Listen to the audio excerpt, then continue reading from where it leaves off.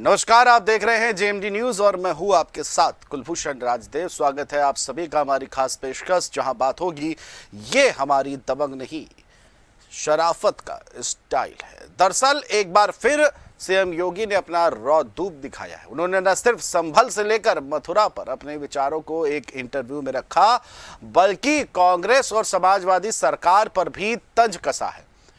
CM योगी ने साफ साफ कहा है कि औरंगजेब का बखान करने वालों के लिए कोई जगह नहीं है। और क्या कुछ कहा है वो भी हम दिखाते हैं ग्राफिक्स के जरिए। तो कहा है कि यूपी में मुसलमान सबसे ज्यादा सुरक्षित हैं।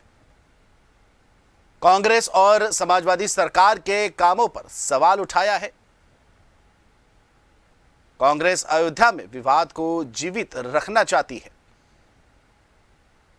राहुल गांधी जैसे कुछ नमूने रहने चाहिए। सपा के आदर्श औरंगजेब है। जिसका जैसा आदर्श उनका वैसा ही चरित्र है। आगे कहा कि औरंगजेब और बाबा की पूजा करती है समाजवादी पार्टी और नए भारत में हमलावरों के लिए कोई जगह नहीं है। जिन्ना की प्रशंसा करने वालों को इतिहास पढ़ना चाहिए। संभल को लेकर कहा कि जितने धार्मिक स्थल होंगे सब ढूंढेंगे। और बुलडोजर एक्शन पर बोले कि जो जैसा समझेगा वैसा समझाएंगे। इसके अलावा मथुरा पर बोले दो टूक जवाब, कोर्ट के आदेश का पालन नहीं तो बहुत कुछ हो जाता।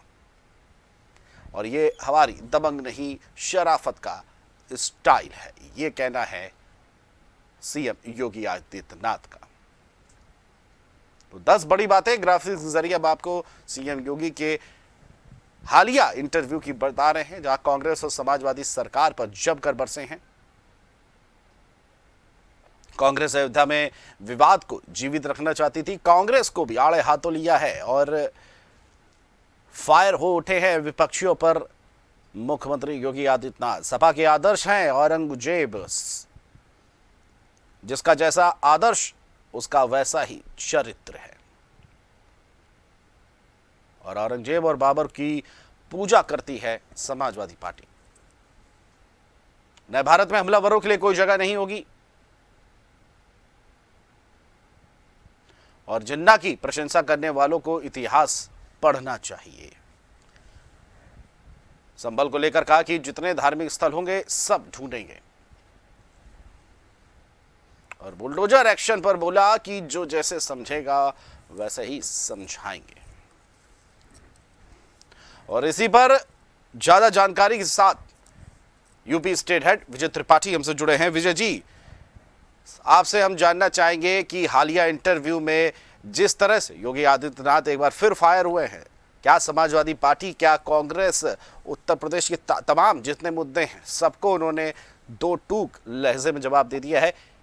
और उनकी इन सब बातों को लेकर क्या कुछ कहना होगा आपका? लेकिन सबसे बड़ी बात है कि उत्तर प्रदेश में योगी आदित्यनाथ अपने इसी तेवर के लिए जाने जाते हैं और वो अब देश भर में लगभग कोई ऐसी जगह नहीं बची है जहां पर योगी आदित्यनाथ के इन तेवरों की चर्चा ना हो रही हो। क्योंकि जब भी वो बोलते हैं वो हिंदुत्व को एजेंडे पर रखकर बोलते हैं और उनका स्पष्ट नजरिया है और जो उनका एजेंडा है वो भी क्लियर है कि अगर हिंदुत्व पर कोई बात आएगी तो वो किसी भी बात को पूरा किए बगैर नहीं छोड़ेंगे। जिस तरीके से एक निजी इंटरव्यू में साफ तौर पर उन्होंने कहा कि ये तो आपकी दबंग स्टाइल है, तो जिस पर उन्होंने कहा है कि हमारी युवा पीढ़ी को ये जानना जरूरी है कि आखिरकार इन मुगलों ने क्या किया और अंग्रेजों ने क्या किया और हमारे जो मंदिर हैं अगर वो नीचे दबे हुए हैं तो उन्हें बाहर निकालने की जिम्मेदारी हमें जनता ने सौंप रखी है और ये हमारी शराफत की स्टाइल है।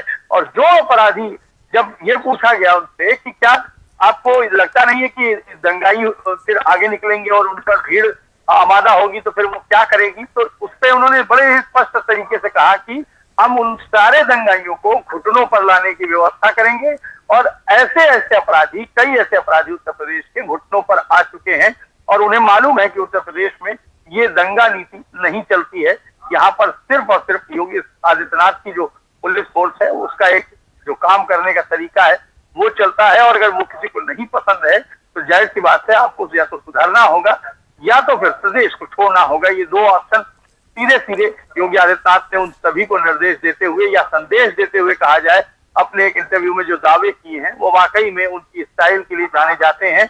और एक फायर ब्रांड लीडर से आप और क्या उम्मीद कर सकते हैं जब वो ये कहे कि अगर कोई दंगाई या उसके सामने आएगा तो वो क्या करेंगे। तो जाहिर सी बात है उन्होंने स्पष्ट तौर पर इशारे किए हैं, चाहे पुलिस हो चाहे प्रशासन हो, सभी को उनके तेवरों के बारे में मालूम है। इसीलिए अब कोई ऐसे भी आतंकी, दंगाई और अपराधी पूरे प्रदेश भर में कहीं कोई ऐसी गतिविधि करते नहीं मिलते हैं जो कि फिलहाल मुश्किल पैदा कर सके प्रशासन के लिए। हालांकि कुछ अब भी चुनौतियां बरकरार हैं योगी आदित्यनाथ के सामने, लेकिन फिर भी जहां उनको जो जानकारी मिलती है उस पर वो पूरी तरीके से कार्रवाई करते हैं।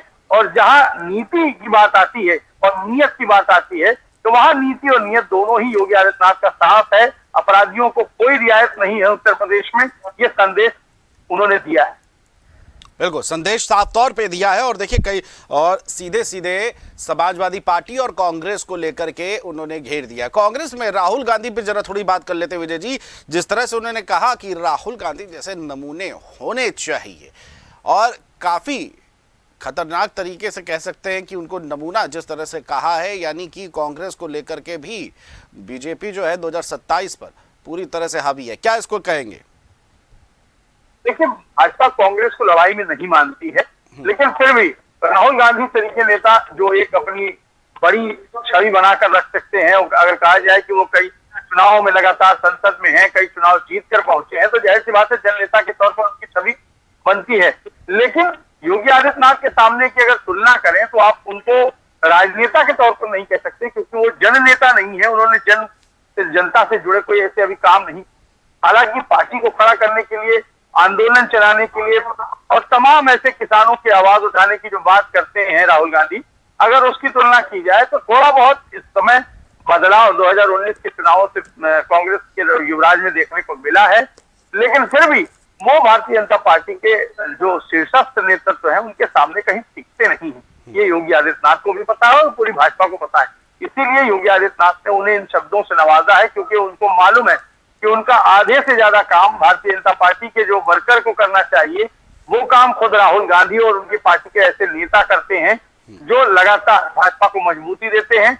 और वो मजबूती इस तरीके से होती है कि भाजपा के कार्यकर्ता भले कुछ ना करें, लेकिन कांग्रेस के नेता अगर कुछ करते हैं तो उसका फायदा भाजपा को ही मिलता है। बिल्कुल, फायदा जो सबसे ज्यादा बीजेपी उठाने की कोशिश करते हो। देखिए, समाजवादी पार्टी की अगर बात कर ले, चाहे औरंगजेब हो, चाहे संभल हो, और अब चाहे राणा सांगा हो, मुद्दे उठाए और इसी को लेकर के अपनी चीजें बीजेपी ने जो खेली है बॉल, और उससे कहीं ना कहीं बेनिफिट जो है समाजवादी पार्टी ऐसे मुद्दे उठाती रहती है, जिससे सीधे सीधे फायदा भारतीय जनता पार्टी को होता रहता है। इंटरव्यू के दौरान एक बात और स्पष्ट हुई मथुरा को लेकर के, जिस तरह से उन्होंने कहा कि अगर कोर्ट के आदेश का पालन नहीं होता तो बहुत कुछ हो जाता। ये किस ओर इशारा है उनका? इसको क्या 2027 में अब मथुरा रहेगा? देखिए, स्पष्ट इशारा है। अगर आप समझें कि राम मंदिर को लेकर जिस तरीके की तैयारी और भूमिका भारतीय जनता पार्टी ने बांधी थी और अंतिम चरण तक कोर्ट का इंतजार किया गया और कोर्ट ने जब डिसीजन दिया तो तैयारी चरम पर रही, भव्य मंदिर बनकर तैयार हुआ।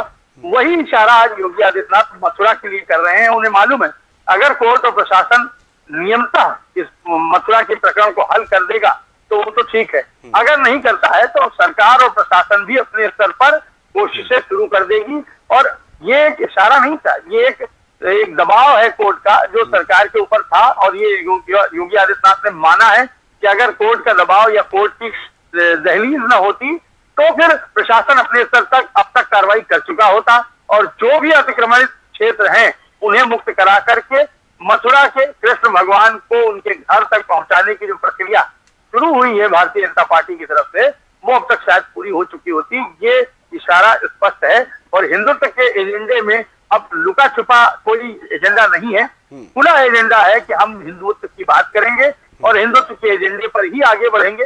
अगर किसी को नहीं पसंद है तो वो हमारा साथ छोड़ सकता है। बिल्कुल, साथ छोड़ सकता है। और देखिए, हिंदुत्व की आपने बात करी विजय जी, तो एक प्रश्न और रहेगा आखिरी आपसे। जिस तरह से उन्होंने कहा कि 100 हिंदू परिवारों के बीच एक मुस्लिम जो है वो सुरक्षित है, लेकिन 100 मुस्लिम परिवारों के बीच 50 हिंदू सुरक्षित है कि नहीं, यहां थोड़ा उन्होंने असमंजस की स्थिति रखी। इस पर आपका क्या कहना होगा कि समाजवादी पार्टी का पीडीए का ए और एमवाई समीकरण के एम को सीधे सीधे टारगेट किया है?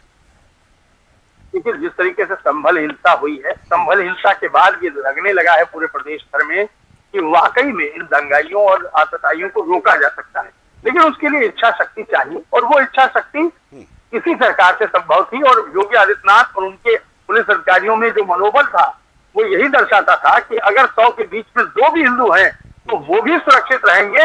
ये प्रशासन का और सरकार की जिम्मेदारी थी, जो कोशिश करके योगी आदित्यनाथ के प्रशासन ने करके दिखाई है। और यही एक बड़ा दृढ़ निश्चय वाला एक जो बयान होता है, जो हर बार उनके चेहरे से उम्मीद लोग करते हैं कि शायद इस बार योगी नरम नहीं होंगे, इस बार फिर सख्ती बरतेंगे, तो हर बार वो उतने ही ज्यादा निखर कर सामने आते हैं और हिंदुत्व के एजेंडे पर क्लियर अपनी बात करते हैं और रखते हैं कि अगर कोई बदतमीजी करेगा, अगर कोई अतिक्रमण आंदोलन और आतंकी घटनाओं में लिप्त होने की कोशिश करेगा, तो उत्तर प्रदेश में बड़ी चुनौतियां है उसके लिए। और वो चुनौती सबसे बड़ा नाम योगी आदित्यनाथ है और उनका प्रशासन है, ये सभी को पता है। इसीलिए कोशिश यही रहती है हर बार कि किसी को भी ये मौका न दिया जाए कि वो अपनी बात सही तरीके से रखने के बजाय गैर कानूनी ढंग से रखे, जिसका असर सामान्य प्रशासन और आम जनता पर पड़े।